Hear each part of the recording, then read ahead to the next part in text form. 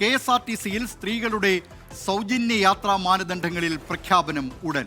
മന്ത്രിസഭാ യോഗത്തിന് ശേഷം മുഖ്യമന്ത്രി VD സതീശൻ അല്പസമയത്തിനകം മാധ്യമങ്ങളെ കാണും. സൗജന്യ യാത്ര KSRTCയുടെ ഏതൊക്കെ ബസ്സുകളിലാണ് എന്നതിൽ വ്യക്തത വരും. വിവരങ്ങളുമായി തിരുവനന്തപുരത്ത് നിന്ന് R. ശ്രീജിത്ത് ചേരുന്നു. ശ്രീജിത്ത്, മന്ത്രിസഭാ യോഗം ഇപ്പോഴും തുടരുകയാണോ? എപ്പോഴായിരിക്കും മുഖ്യമന്ത്രി VD സതീശൻ മാധ്യമങ്ങളെ കാണുക? ദിലീപ്, മന്ത്രിസഭാ യോഗം കഴിഞ്ഞു. മുഖ്യമന്ത്രി ഇതുവരെ ക്യാബിനറ്റ് ബ്രീഫിംഗിനായി എത്തിയിട്ടില്ല. 11 മണിക്കാണ് അദ്ദേഹത്തിന്റെ വാർത്താ സമ്മേളനം നിശ്ചയിച്ചിരുന്നത്. ഇപ്പോൾ 11:30 അദ്ദേഹത്തിന്റെ വാർത്താ സമ്മേളനം വൈകുകയാണ്. ഒരുപക്ഷെ ഇതുമായി ബന്ധപ്പെട്ട ചില കൂടിയാലോചന കൂടി ബാക്കിയുണ്ട് എന്നാണ് നമ്മൾ മനസ്സിലാക്കുന്നത്.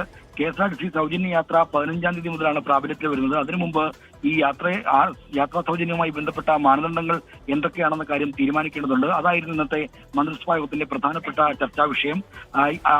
അജണ്ടയ്ക്ക് പുറത്തുള്ള വിഷയമായിട്ടാണ് ഈ വിഷയം മന്ത്രിസഭാ യോഗം പരിഗണിച്ചത്. എന്തായാലും യാത്രാ സൗജന്യം ലഭിക്കുന്നത് ഏതൊക്കെ വിഭാഗത്തിലായിരിക്കും, എന്തൊക്കെ ആയിരിക്കും അതിന്റെ മാനദണ്ഡങ്ങൾ തുടങ്ങിയ കാര്യങ്ങളൊക്കെ മുഖ്യമന്ത്രി അല്പസമയത്തിനകം പ്രഖ്യാപിക്കും. മന്ത്രിസഭാ യോഗം കഴിഞ്ഞിട്ടുണ്ട്. ഏത് നിമിഷവും മുഖ്യമന്ത്രി വാർത്താ സമ്മേളനത്തിനായി ഇവിടേക്ക് എത്തിച്ചേരാം. മുഖ്യമന്ത്രി VD സതീശൻ അല്പസമയത്തിനകം മാധ്യമപ്രവർത്തകരെ കാണും. മന്ത്രിസഭാ യോഗ തീരുമാനങ്ങൾ മുഖ്യമന്ത്രി വിശദീകരിക്കും. വിവരങ്ങൾ നൽകിയത് തിരുവനന്തപുരത്ത് നിന്ന് R. ശ്രീജിത്ത്.